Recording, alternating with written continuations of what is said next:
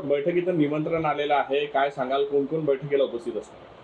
नाही, आम्हाला जे पत्र मिळालेलं आहे त्या पत्रामध्ये माननीय मंत्री अतुलजी सावे, आमदार डॉक्टर परिणय फुके, आमच्या ज्या मागण्या होत्या त्या मागण्या ज्या ज्या विभागाशी संबंधित आहेत त्या विभागाचे सर्व प्रधान सचिव आणि आमची संघटना एवढ्याच लोकांचा समावेश, एवढ्याच लोकांना निमंत्रित केलेला आहे. सर, नेमकं या बैठकीत आपल्या 12 मागण्या पूर्ण झाल्या, 2 आणखी शिल्लक आहेत, त्यावर चर्चा होणार आहे का? किती लोक आपण बैठकीसाठी जाणार? आमचे 25 पदाधिकारी आहेत आणि आम्ही त्यांना निवेदन सरकारला दिले होतं, ज्या निवेदनावर उपोषण स्थळी माननीय मंत्री महोदयांशी चर्चा झाली होती तेवढ्याच मागण्यांवरती चर्चा होणार आहे.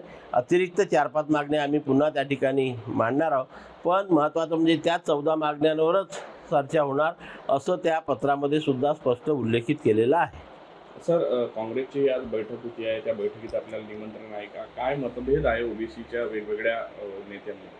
नाही, मला निमंत्रण नाही आणि मी नेहमी वारंवार सांगत असतो की 400 जातीचा समूह असलेला हा 60% ओबीसी समाज आहे आणि त्याच्यामुळे जेवढ्या जाती तेवढ्या संघटना, जेवढा मोठा समाज तेवढ्या जास्त संघटना आणि सर्व संघटनांचं कुठल्याही एका गोष्टीवरती सहमत होईल, एकमत होईल याही मी अपेक्षा करत नाही. आता मराठा आंदोलकांचं एवढं मोठं आंदोलन सुरू असताना आणि आता शासन निर्णय मिळाले असताना त्यांच्यामध्ये सुद्धा 2 मतप्रवाह आहे.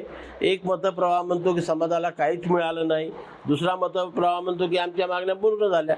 तसं आमच्या याच्यामध्ये पण आहे की आम्ही म्हणतो आमच्या आरक्षणाला कुठेही धक्का लागलेला नाही आणि दुसरा मतप्रवाह आहे की जे म्हणतात आरक्षण संपलं. आता आपापला दावा करणाऱ्यांनी कारणासह स्पष्टीकरण द्यावं आणि मग समाजाला समजून सांगावं. आपण जेव्हा स्वतःला नेतृत्व करणारे नेते म्हणतो तर आपल्या विधानाने समाजाची दिशाभूल होईल अशा प्रकारचं कुठलंही वक्तव्य कुठल्याही नेत्यांनी आणि समाज नेत्यांनी करू नये.